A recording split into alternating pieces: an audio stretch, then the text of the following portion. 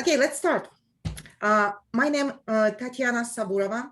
I'm an academic director of the Russian Studies Workshop in Indiana University, and I'm delighted to introduce this panel today as a part of the critical conversation, in the critical conversation in the Russian studies. Mark, you cannot hear me? Is it the same for everyone? I can hear you fine, Tatiana. Okay, thank you, sir. Something on Mark's end. Okay, thank you. I was really worried for a moment. And this panel today, because in the Russian Studies workshop, we have a research cluster on human rights and civil society in Russia. And as a part of this research cluster on human rights and civil society in Russia, we have a group on disability studies. So that's a great pleasure to have this conversation today on disability and inclusion in Russia in connection with human rights. Before we have our panelists introduced today, I want to say that this panel is organized by the Russian Studies Workshop at Indiana University, funded by the Carnegie Corporation in New York, and also co-organized and co-sponsored by the International Lab for Social Integration Research in the High School of Economics in Moscow. So thank you, and it's really a great example of collaboration between Indiana University and High School of Economics in Moscow. We also, because that it's a panel on disability and inclusion, we have two wonderful interpreters to help us to make this panel really inclusive. So I'm happy to introduce Emma and Brian to help us today. And then what I need to tell you that if you have any questions, any comments, please feel free to type in the chat. We will address your questions and comments when it's possible. But please, you can type your questions in the chat while the conversation is going, and we will return to your questions a little bit later. And then I will turn to a student in Indiana University, Isabella Castiglia, who is an international program and Italian program here at IU, to introduce our panelists today. Isabella? Hi, everyone. My name is Isabella Castillo. I'm a senior studying international studies in Italian, and I'm so happy to be introducing some panelists today. For my capstone, I wrote about culture and autism in Italy and disabilities, so I'm just really happy to be here and to hear from some amazing people. So first off, I'm just starting to introduce our panelists, and they'll introduce themselves later on. So first we have Svetlana, who has a PhD in anthropology from Rice University. She is a postdoctoral research scholar at Columbia University's Harriman Institute for Russian, Eurasian, and East European Studies. Next, we have Elena, who is a professor of sociology and head of the International Laboratory for Social Integration Research at National Research University Higher School of Economics in Moscow. Next, we have Sasha, who's a PhD candidate in media, culture, and communication at New York University. And then we also have Sarah, who is a professor of anthropology and director of the Robert F. Brines. I'm so sorry about pronunciation. Russian. It's Robert F. Burns. That's Burns. Thank you so much.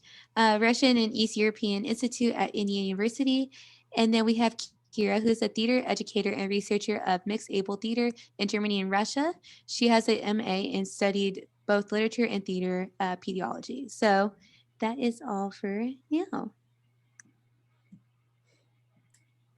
Well, thank you, Isabella, very much for introducing our panelists. Welcome to our audience members. I have really been looking forward to this event for months now. I see many familiar names and faces in the audience, and I know we're all really looking forward to a very interesting and important conversation on disability and inclusion in Russia, diversity and inclusion in Russia, global perspectives and local political realities. So I'll just reiterate how today's event will go. I'm the moderator. I get to ask some questions and listen to the discussion among our panelists. And then they will speak until the top of the hour, at which time we will turn things over to Q&A from the audience. As Tatiana Saburova mentioned, you can put your questions in the chat if that is helpful for you, if that's the best way to submit your questions, or we will be keeping our eyes open for folks to raise their hands. You can do so like this, or you can use the raise hand function in Zoom, depending on what version of Zoom you're using. And we'll keep an eye on that and take questions in order. You can unmute yourself after you've been called on and ask your question yourself. So all that will happen around the top of the hour. We will take your questions. So again, thank you to our panelists today, and thank you to everyone who is in the audience. So I want to start out with quite a broad question, actually, for our panelists. And it's about the term and the understandings behind inclusion. So in the United States, I think when we hear inclusion, this is a very broad concept, right? It's an expansive concept. We can think of gender inclusion, racial inclusion, class inclusion, inclusion in terms of disability. And I'm wondering, in the Russian case, does inclusion have the same expansive kind of reach?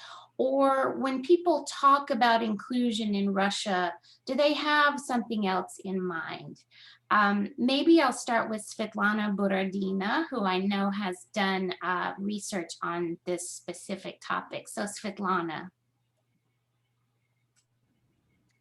Okay.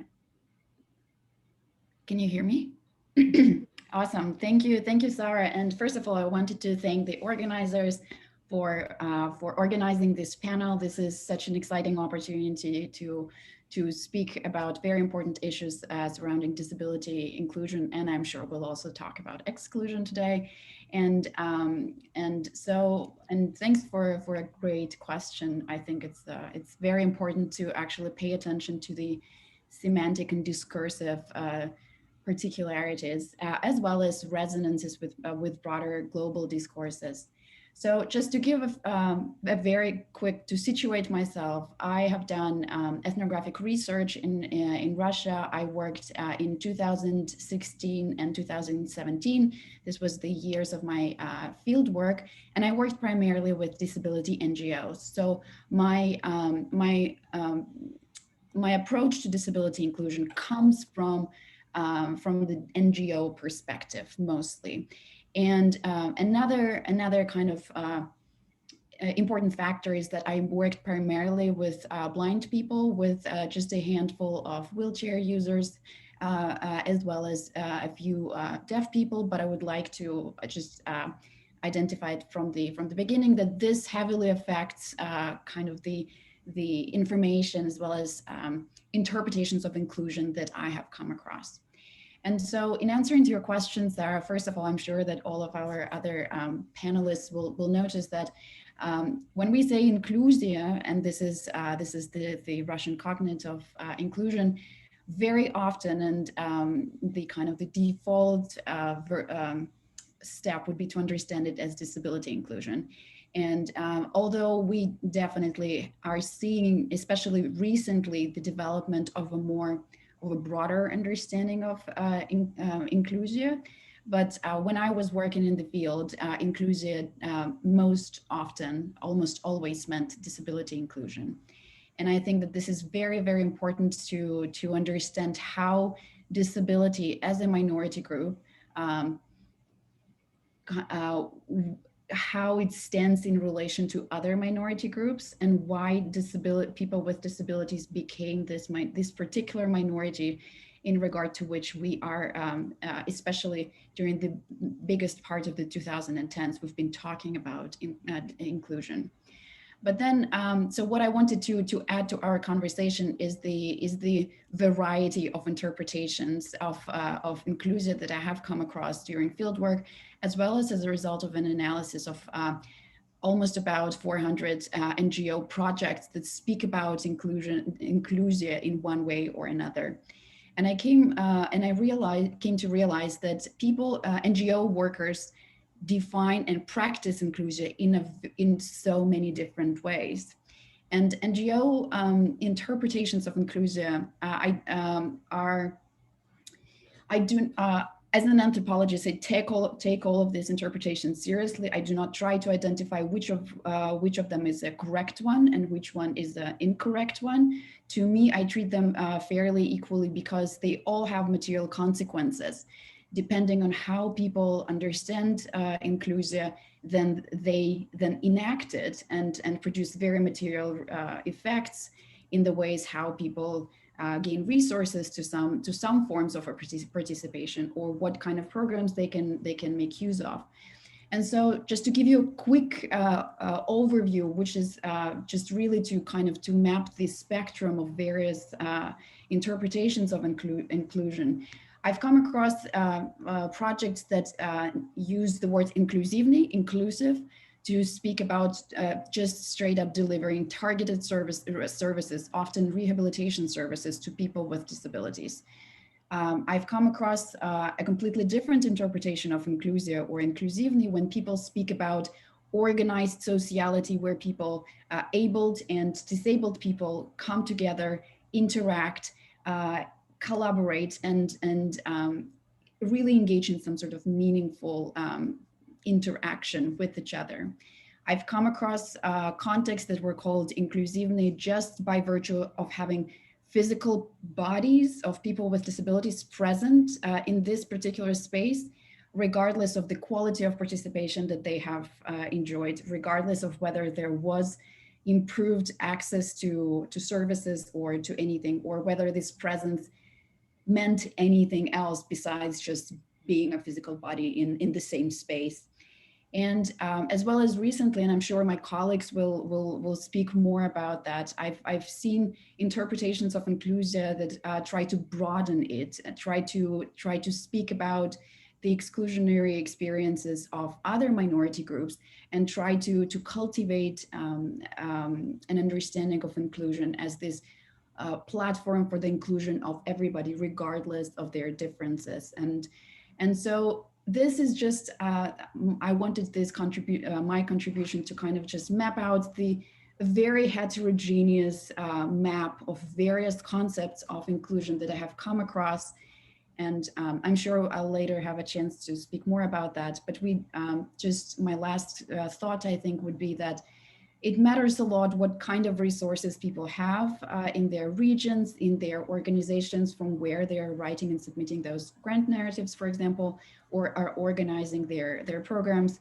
If in some regions, the infrastructures of disability support are relatively developed, in other regions, we see almost a complete absence of it. And so there, people, what I observed, tend to use the political value of the term inclusia or inclusivni to gain access to more resources to develop very basic accessibility or disability infrastructures. So I think I'll pause here and give a chance for other speakers to also respond to this question. Thank you. Thank you, Svetlana. I'm so grateful for that contribution to help us orient ourselves in this discursive field of inclusia. And I'm also really glad that you brought up the issue of regional differences in Russia and how these things might play out in different regional contexts. That is an important point I want to come back to. But first, I would like to turn to Yelena Yarskaya-Smirnova. Yelena, you are the director of the International Laboratory for Social Integration Research. And so I'm wondering, how do these discussions and these ideas about inclusion play out in the research that your laboratory is doing? How do you engage with these questions on a daily basis? Thank you very much, Sarah. The term inclusion is now a very as Svetlana said, both in social policy discourse and discourse of non-governmental organizations, and also researchers. More and more researchers, scholars are doing research, publishing articles, books, first of all, of course, related to the issues of education, but not only. For example, our university, our laboratory, let me share with you the site of our lab, is called Laboratory for Social Integration Research, and we do several projects related to the issues of inclusion and diversity. For example, this research of human potential, we do the field study now, conducting qualitative in-depth interviews with HR managers of business companies in Russia, both international and Russian businesses, asking them about the issues related to inclusive employment, so to say. First of all, we focus on people with different abilities, disabilities, different needs, special needs, but the next step will be also to include issues of migrants in this project. And we will also, we plan to conduct a big survey in May, June about this issue.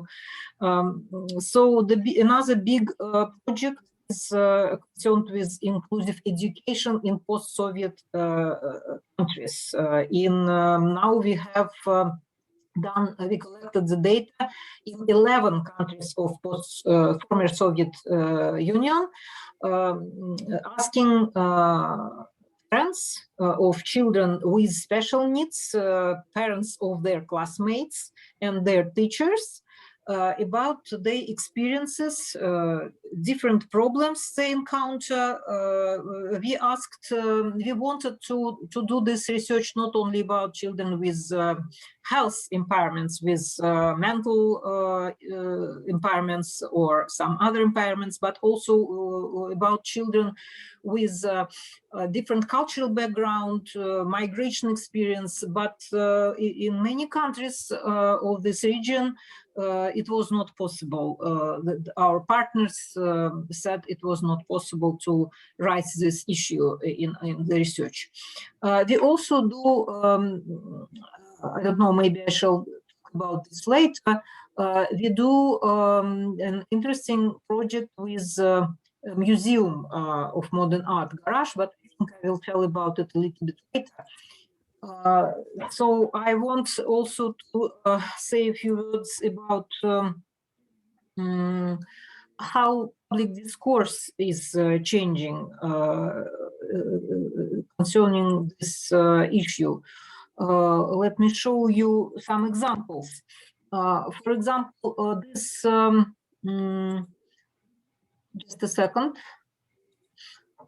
This picture is done, this is a poster made of a picture or drawing made by artists with special needs in special workshops in St. Petersburg, and the question is posed on this poster: why do we need inclusion?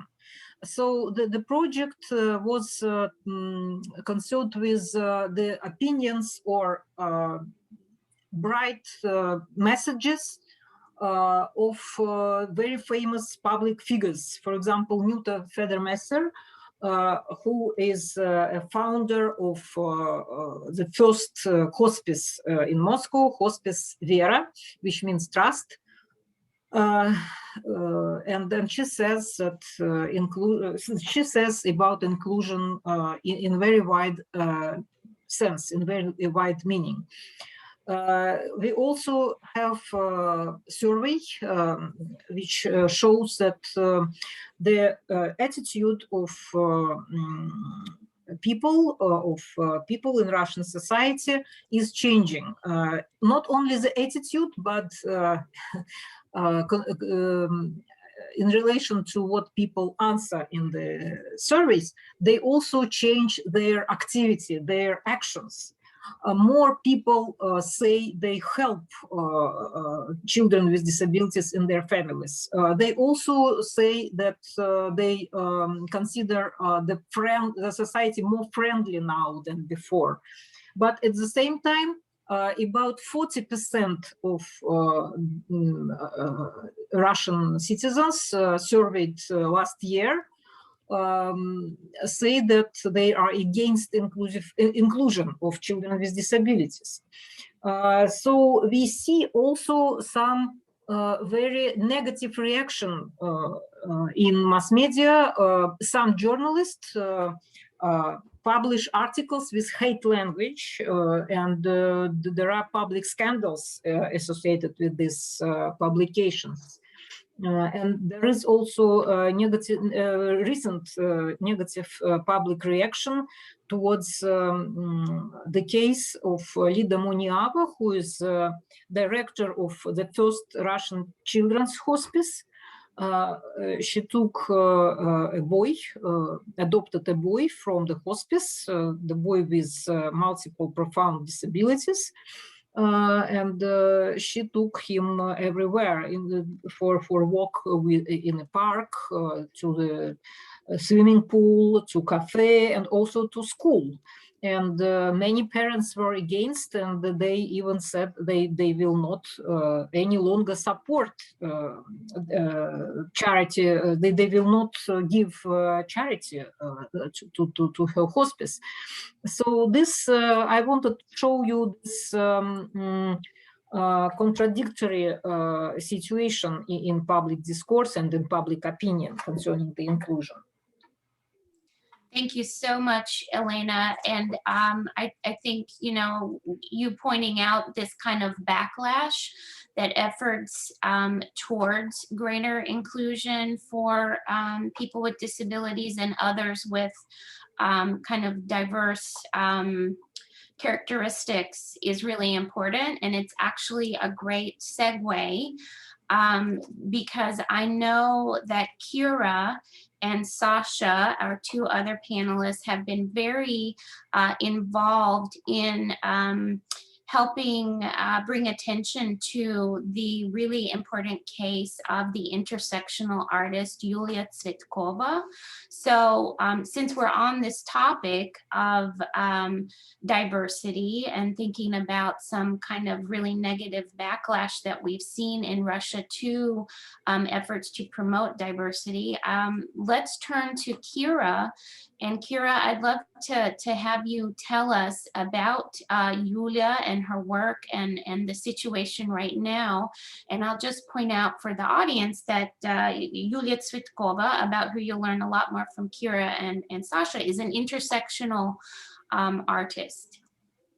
So Kira. Yes, thank you for this opportunity to tell the story of Yulia Tsvetkova, because after the case of Yulia Tsvetkova, I think our inclusion and diversity, and we as inclusion community, we are in the state of emergency. I feel so, because the case of Yulia Tsvetkova is in a big invisibility for people who managed inclusion, I would say. And because her work is not seen like inclusion work. That's why I ask me, see we inclusion, do we see inclusion like political space? It is a question for me, because if we doesn't protect this person, and this person is intersectional artist, theater director, fluid activist, human rights activist, LGBTQ activist, women rights activist, and this person is neurodivergent person. And she wrote a lot about it, but there was no reaction from inclusion community. And it is a pity because this person is now in the state of emergency, and she faced 6 years in prison for her inclusion work. Yes, and that's why it was a question for me, what is inclusion in Russia? Is it political space or not political space? Why we try to see inclusion not together with political space? Because inclusion, it is political space, because political, it is something what is personal. It is a concrete person with its needs, I would say beautiful needs. And if we speak about it not in the terms of academic language, it is about love and acceptance. And it was the work of Yulia Tsvetkova. But we have a big problem. Inclusion is like everything in Russia, centralized.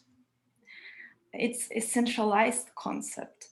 It's managed mostly. It's managed mostly by privileged, non-disabled people. It's true, and now I think it's like, yeah, it's like a state of emergency. We have these people from self-advocacy community, for example, like Yulia Tsvetkova, but her work is not seen like inclusion. But what she did, it was political acting. It was a risk, because inclusion, it means to take a risk. If we see inclusion not only like the work with, I use identity first language because I'm also a neurodivergent person, and I use identity first language. It's very important for me. That's why I say disabled people. Yeah, that's why I say neurodivergent people. What I wanted to say, yeah, that we did not see the work of this self-advocacy community. And we don't appreciate this work, because self-advocacy communities, like, for example, the work of Yulia Tsvetkova and her mother, because it was not only work of Julia, it was like this family ethical and aesthetical way of being. Inclusion was like ethical and aesthetical way of being of this family. From the beginning, really from the beginning, you can read about it, because her mother is also a neurodivergent person. Yulia see inclusion not like only work with people with disabled people, or only with neurodivergent people. She see inclusion like intersectional work. And it's really very complex, because if we see inclusion like intersectional work, it means, yes, we take a risk, because we understand that inclusion doesn't have limits, but our state politics, yes, says inclusion has limits. For example, no gay propaganda, yeah, and so on. But it's not inclusion. We cannot do inclusion, and we have to say it. We are in a state of emergency. Right. So the limits of inclusion are one thing that the case of Yulia Tsvetkova really brings up. Not only limits of inclusion, her work is not seen as inclusion. It's a big problem. I try to write about it, for example, in terms of social theater. And we have this now this kind of theater, social theater, and it comes also from the work with disabled or neurodivergent people.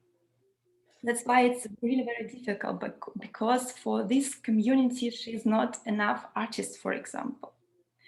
For another community, for, I don't know, for feminist community, she's not enough feminist. For inclusion researchers community, she's not enough researcher. She made practical utopia. She made a new ethical reality in the city Komsomolsk-on-Amur. And her project was really very intersectional. It was work with women. It was work with LGBTQ community. It was work with children, with diversity, children, I don't know, with neurodivergent children and neurotypical children. And also it was self-advocacy work in her Facebook or contactee writing. Thank you, Kira. Sasha, did you have any follow-ups that you wanted to mention about Yulia? And I apologize. Sure. Yeah, I'm super grateful, super glad that I'm speaking after. I'm sorry, Sasha. Sasha, the sound is, there's a really bad reverb. I think you need to turn off one of the devices.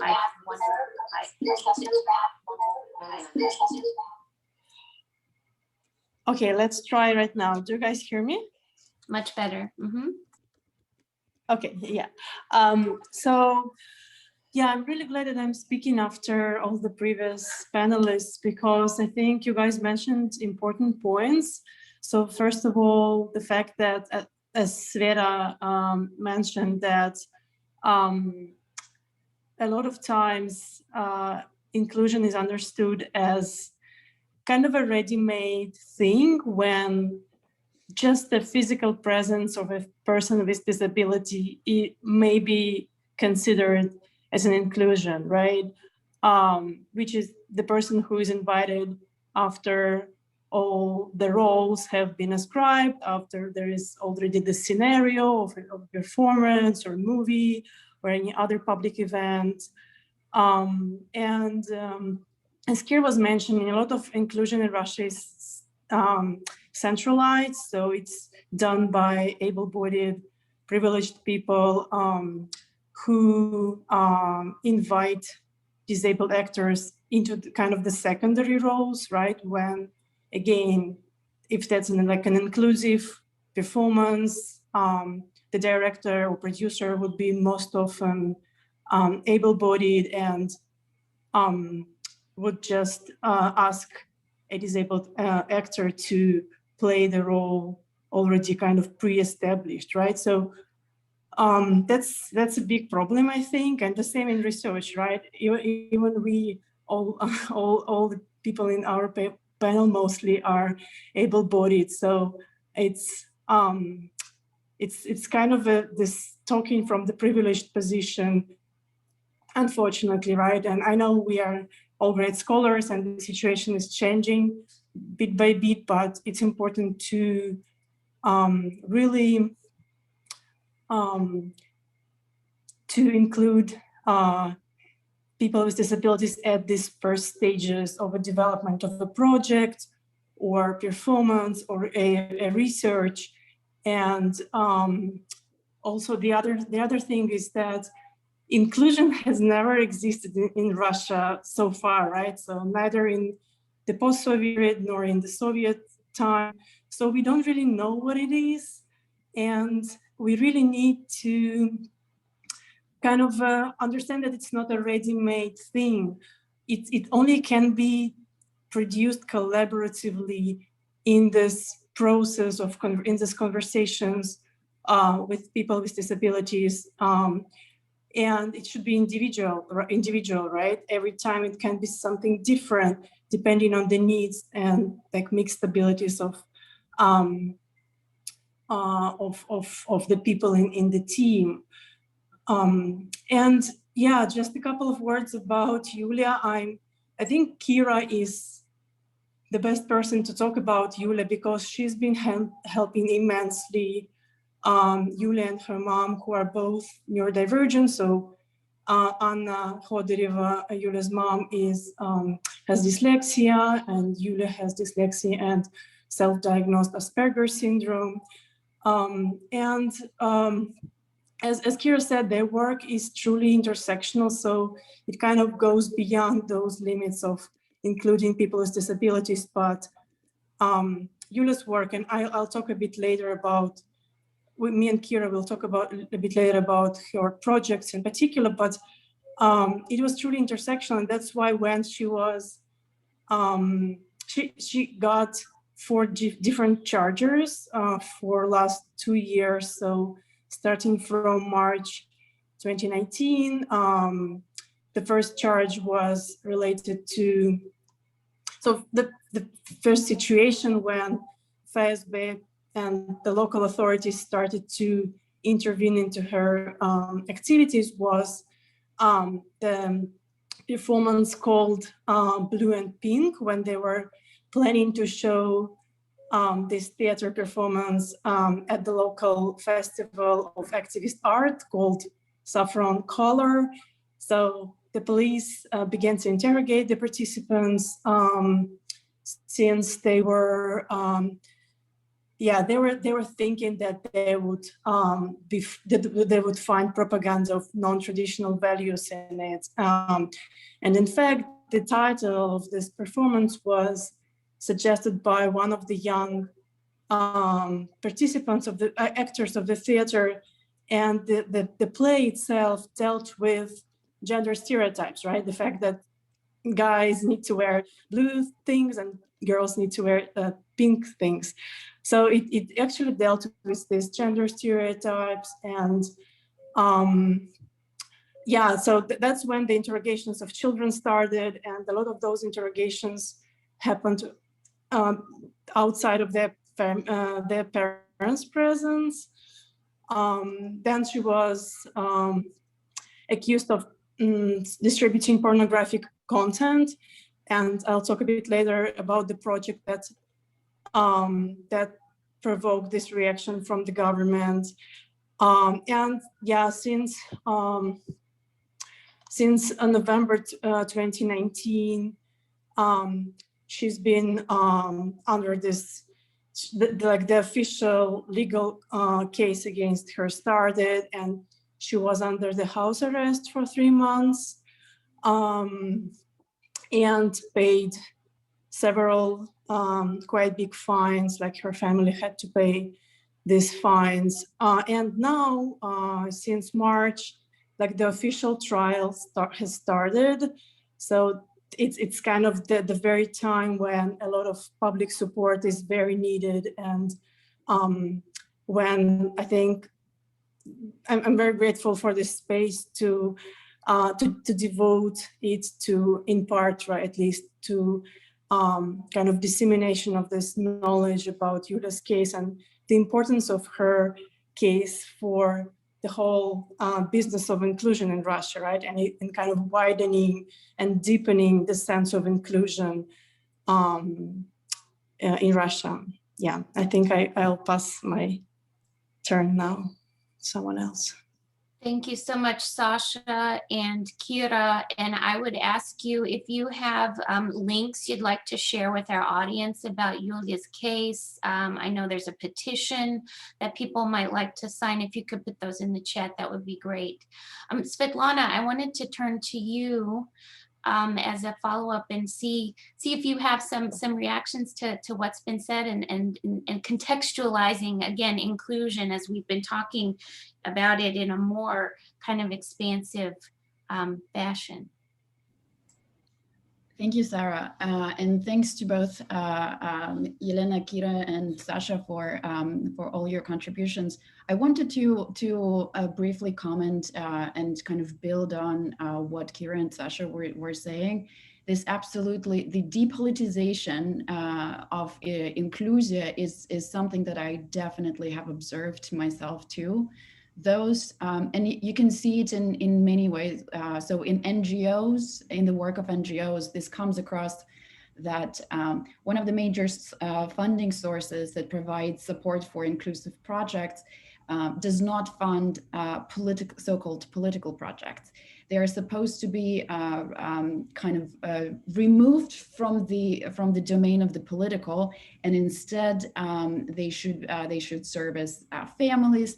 They should provide support for youth, or so they should be categorized as something removed from the political. And then on the other hand, we also see another kind of risk factor, is that we all know about the foreign agent law that requires everybody, NGOs who received foreign donations from foreign donors and who do political activities. It's important that those two go together, to report themselves as foreign agents. And that this label significantly complicates the work of NGOs. And in my experience, those NGOs who did not do what the state recognized as political activity, so did something that is depoliticized, were still able to receive foreign donations, foreign money. And so what Kira mentioned about the fact that inclusion is depoliticized, I absolutely see this. And I also see Yulia Tsvetkova's case as such a strong case that shows us how intersectional work and how detached from the concept of diversity is the Russian concept of inclusion. And I completely agree with what both of you said. And it is, and I think for me, it also ties to this thinking about disability minority, the minority of people with disabilities as this depoliticized minority that is made unthreatening, whereas other minorities are made threatening to the society and to the state. And we see it reflected in the legislation, such as anti-gay propaganda law, or you see unfavorable regulation of people who with migration experiences and things like that. And so I think this is very important to emphasize that those initiatives that do receive support, they are removed from and kind of detached from a more systemic political critique that Inclusia has this potential, but in Russia, how successful an inclusive project, especially for NGOs, is heavily depends on the NGO's ability to argue that this is not a political critique and this is not kind of a critique of the existent way of things. I just wanted to add this to our previous speakers' contributions. Thank you, Svetlana. Those are such important points. I really love how you just brought into the spotlight the fact of how decoupled the notion of inclusia is from diversity. And I think that's a great segue actually to, well, first I wanted to see if Elena Yarskaya-Smirnova wanted to say anything about this decoupling of kind of inclusion as it's conceptualized and practiced in Russia today, a decoupling from like a really broad notion of diversity that goes beyond the issue of disability. How do you see this in the research that you're doing, the NGO work that I know you're really closely connected with, and so on? Thank you, Sarah.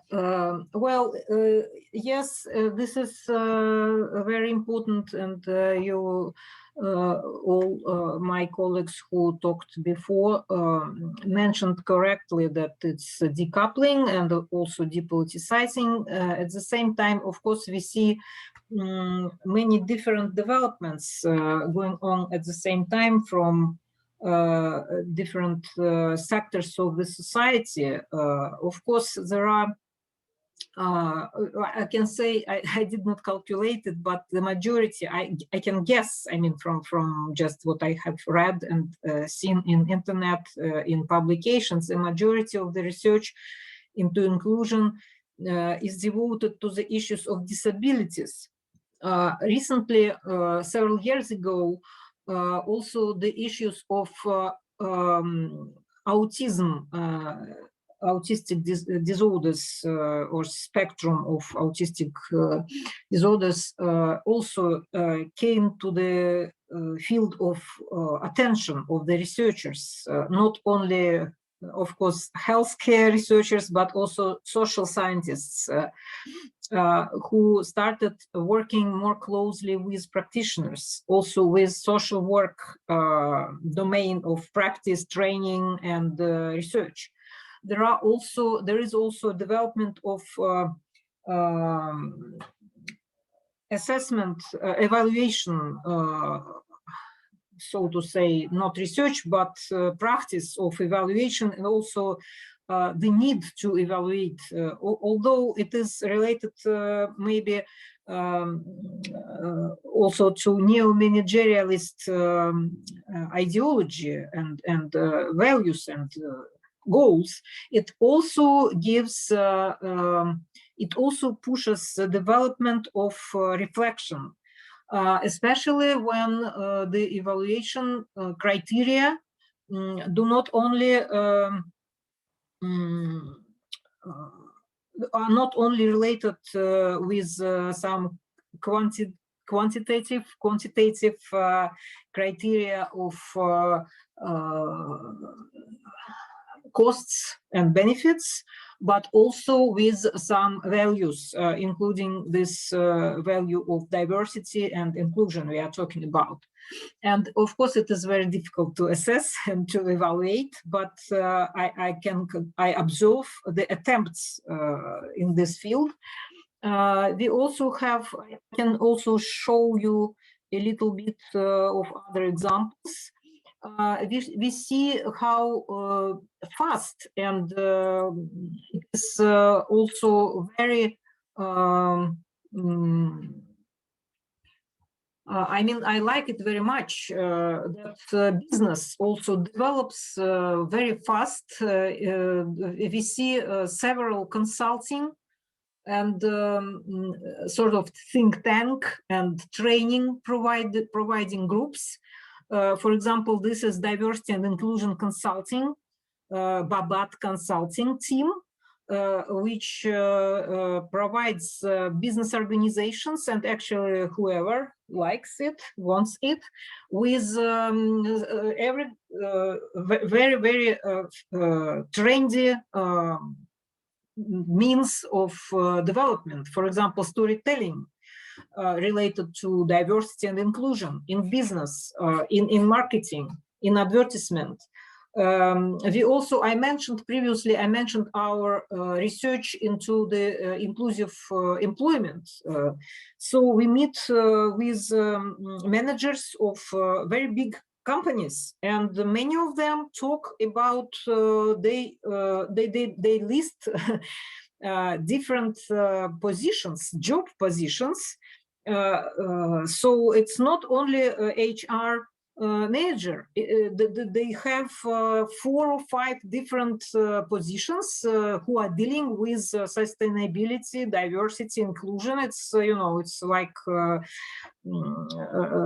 it looks very interesting, and they, well, we understand that this is sometimes it has to do with demands of international global community of businesses, but at the same time it goes into Russian reality. And now not only scholars who are engaged in international research community and not only art community talk and do inclusion. Now it becomes a very interesting practice also spread in business and of course in state-based services and institutions.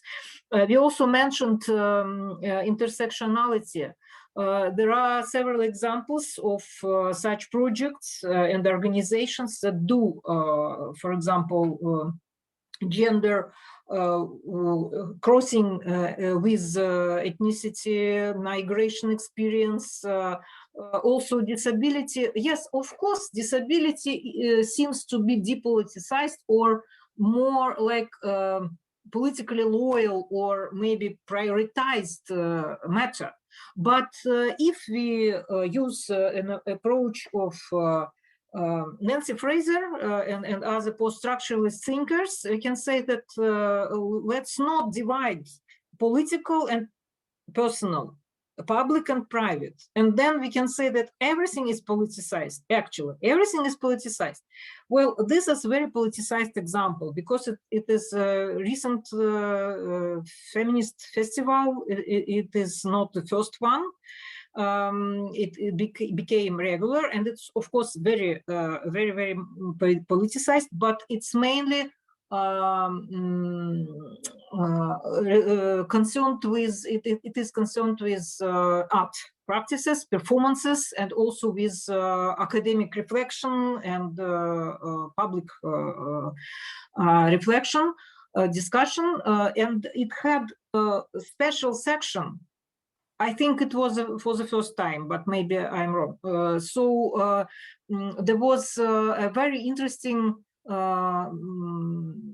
preparation to this panel, Women with Disabilities, discussion panel within this festival, feminist festival.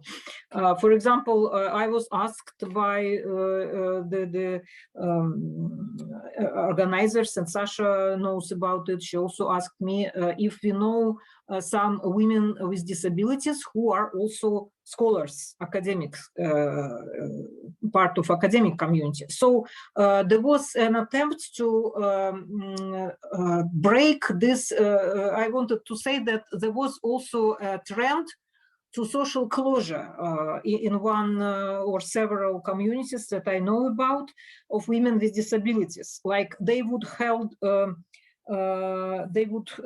conduct events open only for women with disabilities, and I interpreted it as a social closure trend.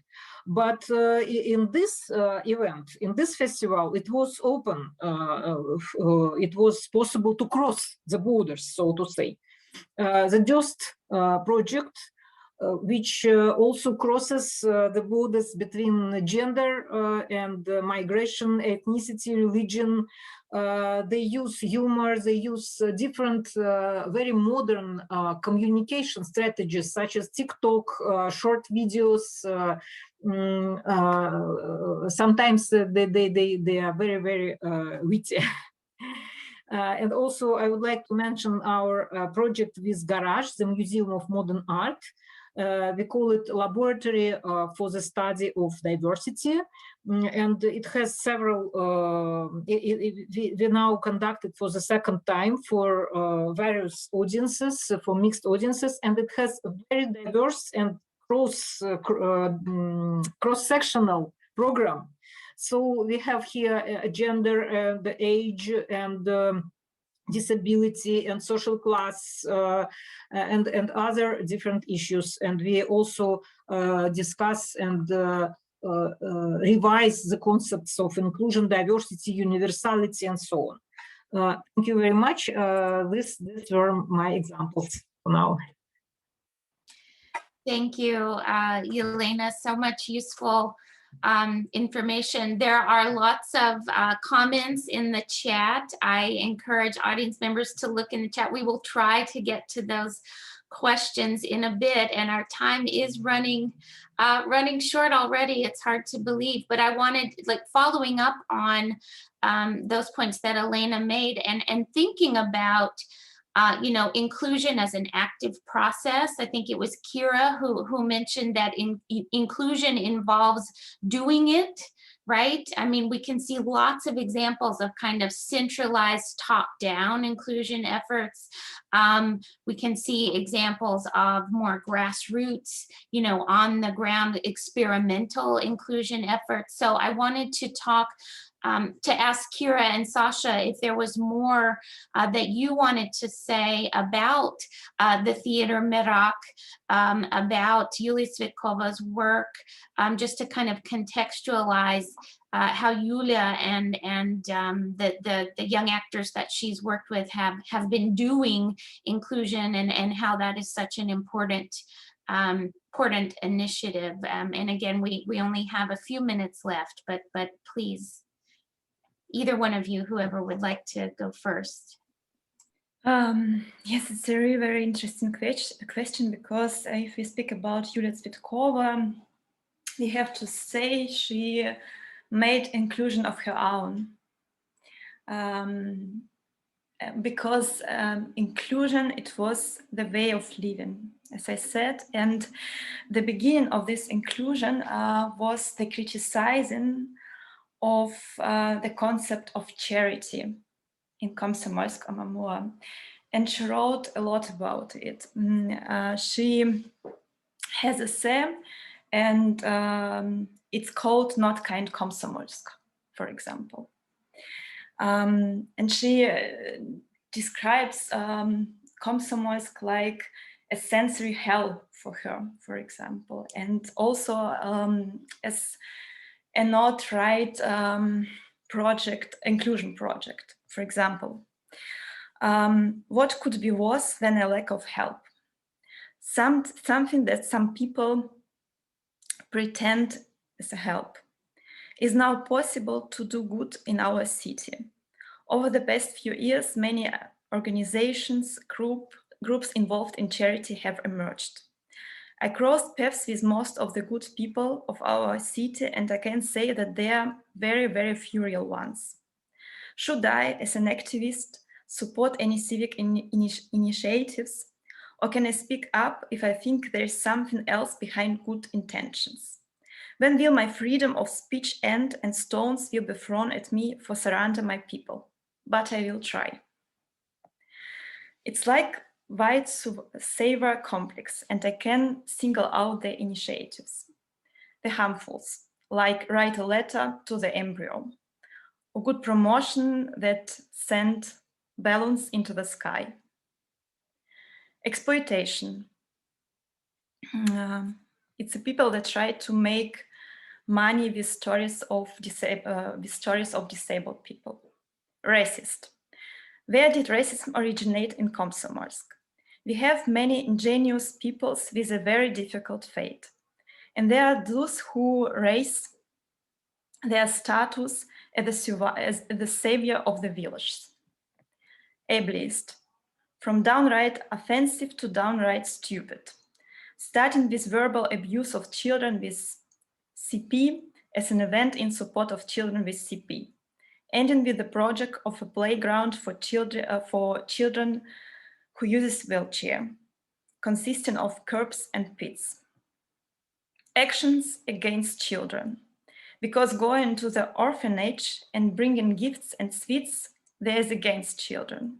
This is to say I'm great and the children have nothing to do with it. Commercial and grant.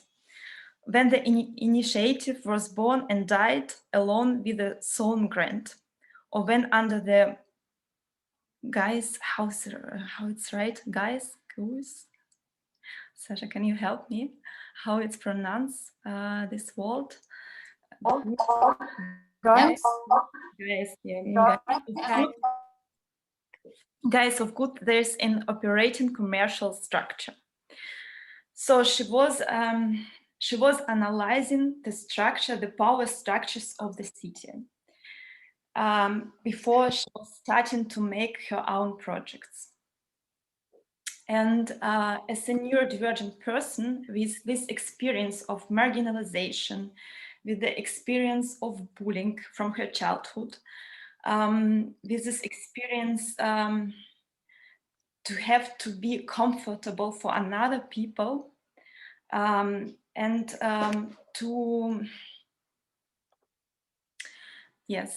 she understood that via fact, personally and politically. And she wrote a lot about her neurodivergent coming out, that it was very difficult in this city, Komsomolsk-on-Amur, because this city was like a dangerous space for inclusion and for complex solidarities. And for this coming out, or for this accepting for herself, she went to Moscow and St. Petersburg. That's why I say inclusion is something what is centralized.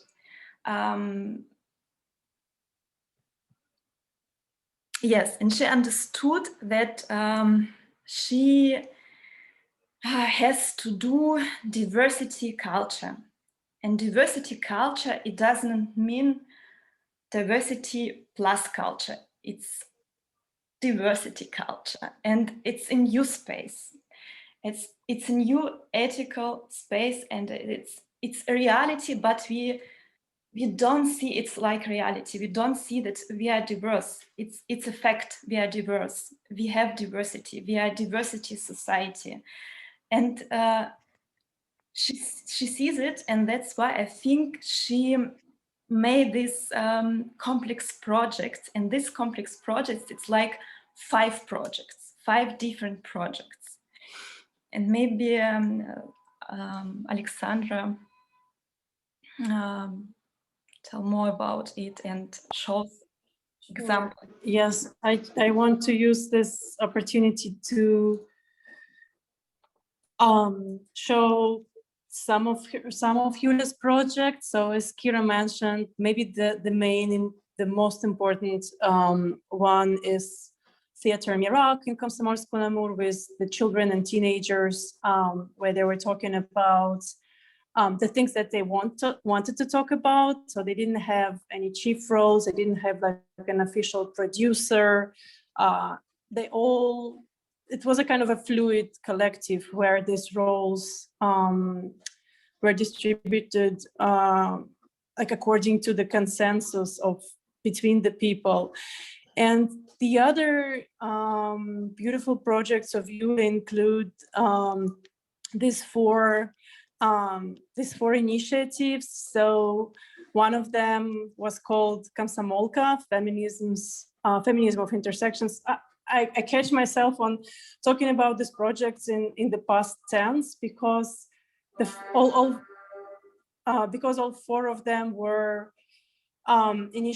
eventually stopped because of the persecutions, but the fact that they existed, they are kind of the beautiful examples of this inclusivity. So Komsomolka is an online community. Most of Yulia's communities are in the social network of Kontakti, the Russian social network. So this one was the place where Yulia gave lectures about women's history, women's art, the fights against domestic violence. And I think her art is really kind of conspicuous in this sense. So she was collecting these artworks in this community, and they mostly deal with the issue of free female feeling of their bodies, of free sexuality, issues of like this fight against gender stereotypes, like don't wait for the night, defend yourself. And I think a lot of them also deal with just allowing ourselves to take space in society. Like this one I really like. It says that I'm big, right? I can occupy the space around me. I don't need to shy away.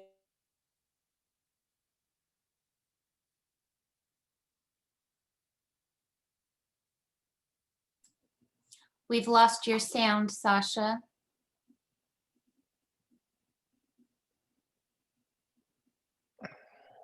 Саша, включите микрофон.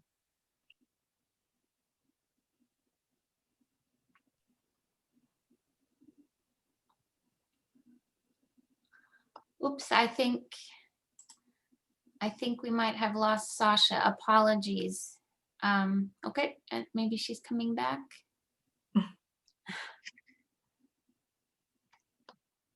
Sasha, are you there?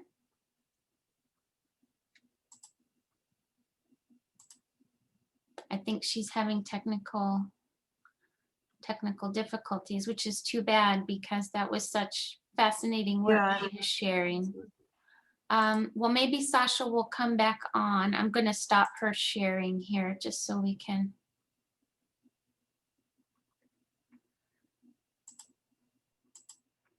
Guess I'm not able to do it.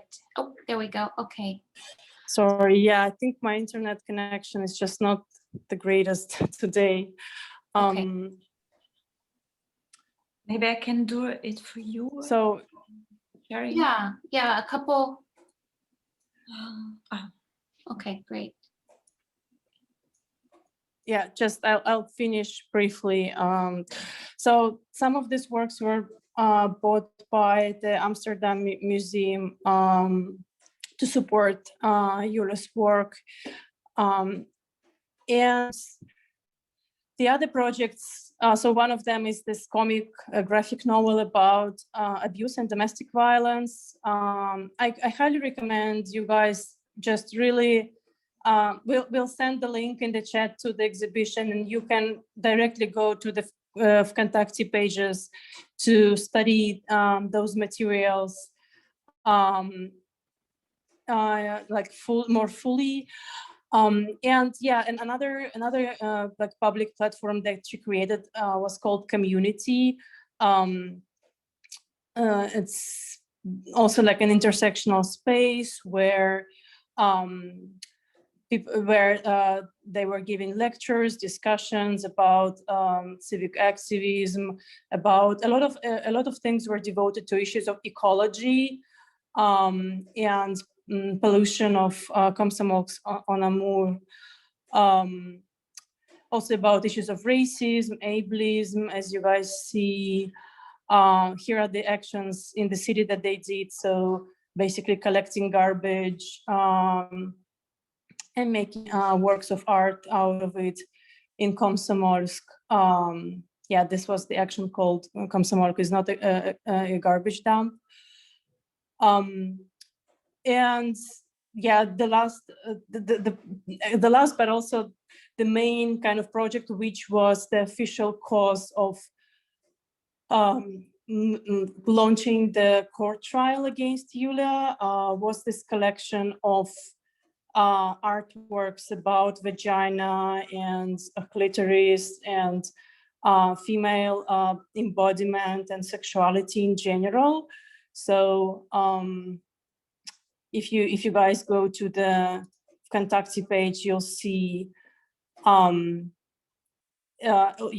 of these works, which are mostly not Yulia's works, but just her reposts of other people, kind of abstract works about vagina and female body in general. And as you see, the name of this project, the Vagina Monologues, is kind of an echo of another a famous play by Eve Ensler, which was also like a series of monologues, a performance which consisted of a series of female monologues about issues of their sexuality, domestic violence, gender stereotypes, etc. So, and that was the official kind of the first cause why Yulia was charged with distributing pornographic content to start with. Okay, I think I'll stop at this to give you guys also a chance to talk. Thank you so much, Sasha, for that. Necessarily short, but very informative overview of what Kira so ably called diversity culture that Yulia has worked to create. And please, again, you mentioned that you would drop some links in the chat for our audience to look at all of these sites and exhibitions and articles as well. So thank you in advance for doing that. It's hard to believe that we have already run up over our time of an hour for this stimulating discussion, and I do want to honor our promise to the audience to take questions. I'll start with one that has come up in the chat, and then I will also ask audience members. It's a little hard for me to see the gallery view, but I'll try. If you have a question, please raise your hand, either using the little raise hand function, or just go ahead and turn on your video and raise your hand. We'll call on you. But I'll summarize a question from the chat, actually combining two questions. Audience members are wondering what our panelists' recommendations are for helping create a more inclusive society. I would say for promoting diversity culture in Russia. And a second part of that question is there anything that researchers can actually do? You know, how can researchers, how can scholars influence policy? So sort of a two-part question, very difficult question, but who would like to offer some thoughts on practical solutions, what scholars can do to influence policy, what recommendations you have? Is that your hand, Sasha? Or are you just fixing your hair? Okay, Svetlana and then Elena, please. Thank you. This is a great question. And I would like to also echo what I believe everybody touched on this. I don't remember who exactly of the panelists mentioned, but first and the most important thing is to bring people with disabilities themselves to not as clients or not as consumers of inclusion themed programs, but as designers, as architects, and as decision makers. To not only come and participate in this, what Sasha termed as ready-made inclusion, but instead in designing what they should be. Partially, and I'm saying this with a lot of kind of room for critique of this, one way of how it has been done, but I'll voice my critique a little later, is through NGOs, because a good number of people with disabilities had access to designing those NGO projects themed in inclusion that I've worked with, as well as that I've observed. However, I am saying this with a lot of room for critique, and there's because my major critique is that who gets to design those projects, and what kind of people with disabilities, what kind of other privileges they have. And so we need to really take into account the internal differences within the disability community themselves, seeing how some people have more access and have more chances to conform with this normative idea of a rehabilitated, successful person with disabilities, and other people don't have a chance to conform with this norm. So we need to account for that. We also need to account for the fact that doing inclusion, I'm mixing Russian and English, sorry, inclusia as project instead of a systemic kind of integrated strategy also has shortcomings, because it creates this kind of islands, sort of temporally and spatially isolated context of inclusion, and then it raises the question of how we can, going back to Kira's concept of disability culture, how do we transcend these boundaries of precariously funded islands of inclusivity, and how do we actually institute it at the level of social values, of social practices, and providing real functional opportunities for people with disabilities to act as decision makers. So I'll just cut my contribution here. Thank you. Thank you so much, Svetlana. Yelena? Yes, and actually I agree with Svetlana very much, and the museum acts as a real agent. I mean, many museums, especially big and located in capitals, but not only in Moscow and St. Petersburg, but also in many other regions. And there is even, I would say, an inclusion movement among art institutions, cultural spaces, art spaces. And leaders of these movements are promoting these values, and they're doing new interesting projects, and actually they promote new values and new practices and new services in their fields. For example, today, this morning, I participated in a working meeting with Garage, Museum of Modern Art, and representative of VAC Foundation, and we were talking about Museum Mile.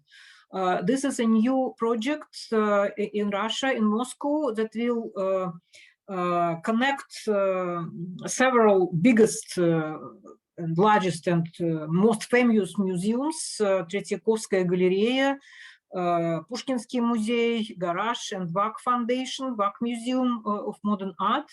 And now people with disabilities will make a decision based on their own expertise, assessment of the track, the way, the path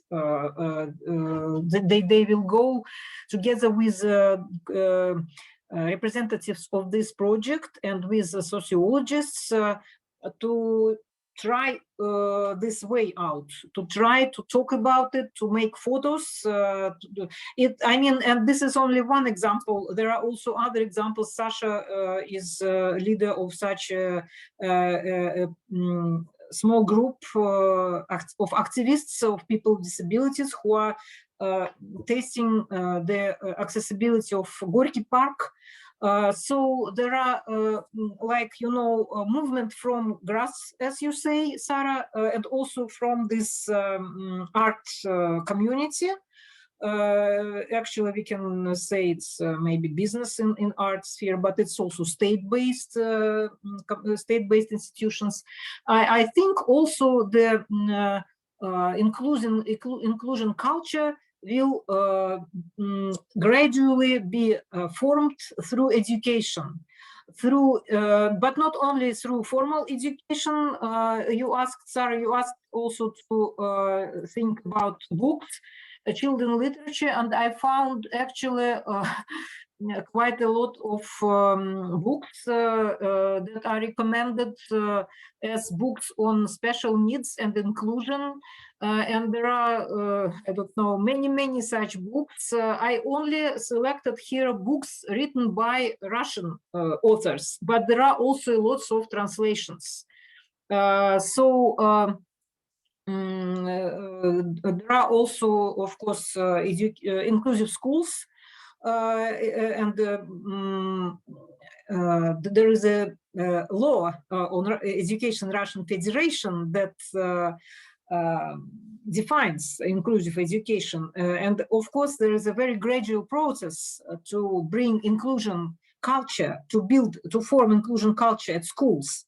But we see very bright examples, and the discussion is going on, and also now new generation of children is being socialized in such schools with more or less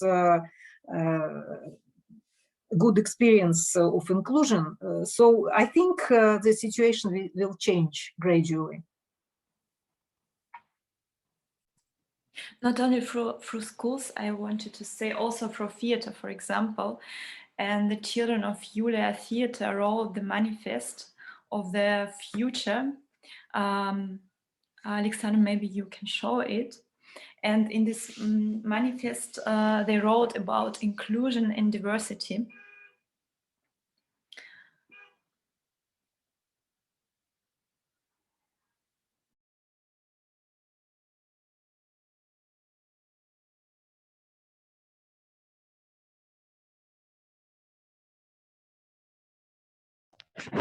Yeah, we actually were thinking of reading just parts of it, because I think it's a really nice way to maybe end the discussion, since the kids, the actors and teenagers from the theater wrote it themselves. So that's the theater as they visualize it, the theater of the future as they want it, how they imagine it to be. So there are several points that they find important. First of all is democracy in the youth theater. So theater should not be under state restrictions or any restrictions from above. Equality and solidarity with the theater community. So theater can be organized in any space.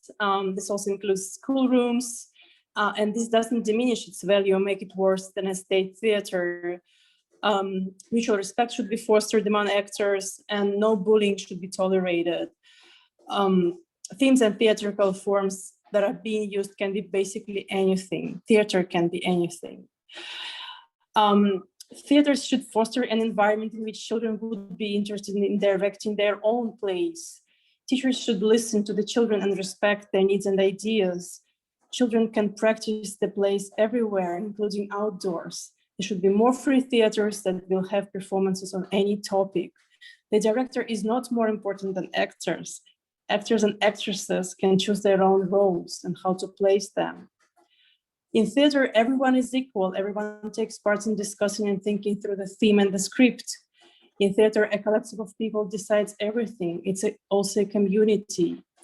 Children should be involved in all processes as much as adults are. Costumes, scenery, dramaturgy, directing, technique. Children's and youth theaters should be supported by the participants themselves, their parents, and the residents of the city, because theater is always for the city. The theater provides for a comfortable space for all children, teenagers, and young adults. Space and work must be organized in an inclusive way. All people, regardless of gender, sex, health, and neurodiversity, social status, and background, can be part of the theater. The theater takes into account the different abilities of each actor. The age of the actors is not important. Theaters must not tolerate any form of ageism or ableism, racism, and other forms of discrimination. Yeah, and the last point is that grand theaters should support independent theaters because those are more vulnerable. The community should be able to react as quickly as possible and spread information on the pressure that is put on any of the theaters. The cases of attacks and harassment need to be dealt with officially and legally. It's necessary to make public statements and talk about the situation in social media and to provide these events with wide publicity. We encourage all youth theaters to study the Convention on the Rights of the Child and other legal documents, so that in difficult situations, one can identify or exclude possible violations of one's rights by referring to such documents. We believe that's an important step in the formation of civil society. So I think that's a brilliant conclusion to what we've discussed so far, because the children speak themselves about breaking those boundaries between what is and what is not a theater, about directors and actors again, about any kind of gender or race or ability stereotypes. So that's really, I think they put it in a brilliant way, this wide diversity-based definition of inclusion. Yeah. Thank you so much, Sasha. I agree. That is a really terrific way to wrap up our panel today. I want to thank all of the panelists for your time, your expertise, your passion. I believe there is a way for us to collect the links that you have generously offered in the chat and send those to everyone who registered for the event. So we will endeavor to do that. And I want to remind everyone that there's a link to a survey that would be helpful for the Russian Studies Workshop team. If you could please follow that link and fill out a very, very short survey. And I'll draw your attention to another event that we have coming up in 2 weeks. I will put a link to this event in a second in the chat. We are having a film screening of the documentary film Voy by director Maxim Arbugaev. This film tracks the Russian blind Paralympic soccer team and their quest to win the European Championship. We hope that the director, Maxim Arbugaev, will be available to introduce the film and have a Q&A with the audience afterwards. And we do plan, I'll mention that the film is in Russian with English subtitles, and we do plan to have audio description of the film in English for those who would find that helpful. So again, the link is in the chat. Thank you. I want to really thank our ASL interpreters, Brian Tyler and Emma Loveland. Thank you so much for your work this afternoon. And I applaud all the panelists, Svetlana Borodina, Kira Shmiryova, Sasha Kurlinkova, and Elena Yarskaya-Smirnova on all the wonderful work that you are doing, both in terms of your scholarship, in terms of your activism, your community building work, and your efforts to help create a diversity culture. So thank you all so much. And thank you to our audience for joining us this evening. Thank you for organizing it, Sarah. Yes, thanks for organizing it, and thanks to all the panelists and the audience. This has been great. Thanks so much, everyone.